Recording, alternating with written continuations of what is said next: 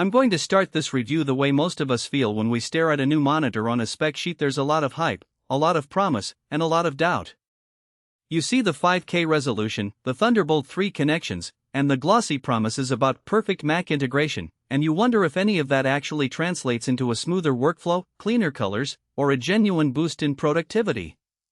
I spent a few weeks using the LG 27MD5KL Ultrafine 27-inch on a MacBook Pro, pulling the cable in and out, swapping between Adobe Photoshop, Final Cut, and a couple of spreadsheet-heavy days. If you want to check the product details on Amazon, the link is in the description. What you'll get here isn't a laundry list of specs, it's a look at whether this monitor lives up to the price tag for the kinds of tasks you actually do, and where it might fall short. First off, let's talk about the type of user who reaches for an ultra-high-resolution monitor. If you're a photographer, a video editor, or a UI/UX designer who spends countless hours tweaking color balance, you'll instantly notice the difference between 4K and 5K. The 51202880 panel on the Ultrafine covers a DCI-P 399% color gamut, which means colors are vivid and close to the Adobe RGB standard.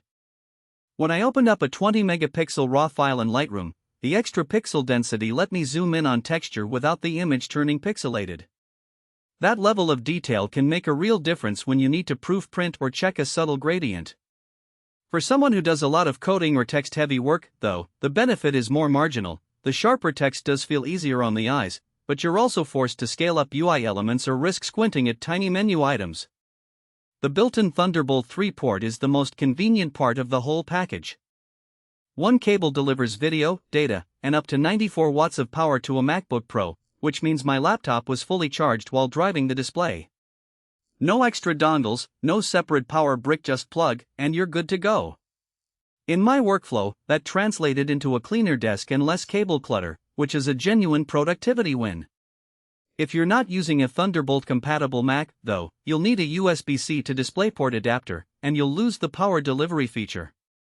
That makes the monitor less compelling for Windows users, especially because the native macOS color profile is baked into the firmware. You'll have to spend time calibrating the display manually to avoid a washed-out look. Now, the practical side of the everyday setup.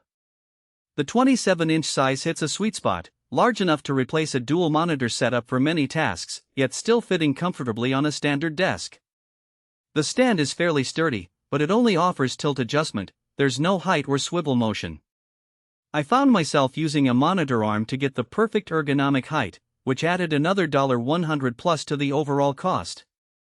If you're okay with a fixed height, perhaps because you already have a desk at the right level or you're willing to invest in an arm, the limitation isn't a deal-breaker. The integrated 5W speaker and webcam are nice touches for quick video calls, but don't expect cinema-quality audio or a professional-grade camera. The webcam was adequate for Teams meetings, delivering a clear image at 1080p, but it lacked the depth-sensing capabilities some higher-end webcams provide. One of the biggest hidden trade-offs shows up when you consider the refresh rate. The monitor runs at 60 Hz, which is perfectly fine for most creative work and general computing, but it isn't ideal for fast-paced gaming. I tried a few indie titles and even a fast action shooter, and while the visuals remained crisp, the lack of a higher refresh rate made motion feel slightly blurrier than on a 144 Hz gaming panel. If you're a serious gamer, you'll probably feel constrained.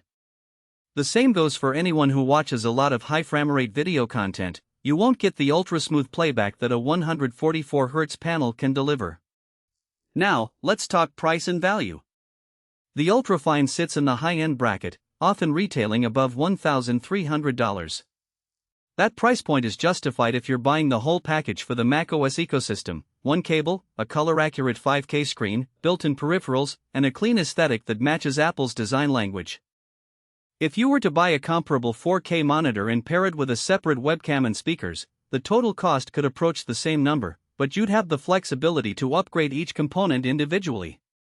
The real value here comes from that all-in-one simplicity and the seamless handoff between macOS and the display, especially if you use features like Sidecar or the newer Stage Manager layout. Who should buy this monitor?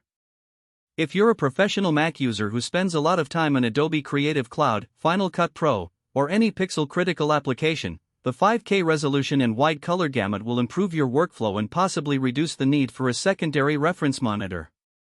If you're a remote worker who values a tidy desk and